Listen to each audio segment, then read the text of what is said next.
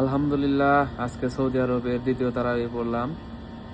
আজকে তারাবি পড়ার সময় ছোটবেলার কিছু কথা মনে পড়ে গেল যে আমরা বন্ধু বান্ধব 4-5 জন, 8-10 জন সবাই এক জায়গায় নামাজ পড়তাম পিছনের কাতারে। কিরকম মজা দুষ্টামি ফাজলামি করতাম, লাত্তি লাত্তি ধাক্কা ধাক্কি পারাপারি, মসজিদে মানে হট্টগোল বাজাই দিতাম। তখন ছোট ছিলাম, বুঝতে পারি নাই, আল্লাহ মাফ করুক।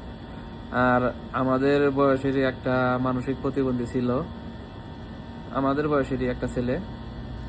ওই প্রায় টাইমই বেশিরভাগ সময় সেজদা দিয়া ঘুমায় পড়তো। আমরা আরো দুষ্টামি করে লাথি দিয়ে উড়াইতাম, লাথি দিয়ে ফালাই দিতাম, ধাক্কা দিয়ে ফালাই দিতাম। এরকম ভাবে অনেক দুষ্টামি করছি, এইগুলা মনে পড়ে গেল আর কি। এই দিনগুলা আর আসবো না। ভালো কাটুক সবার শৈশব।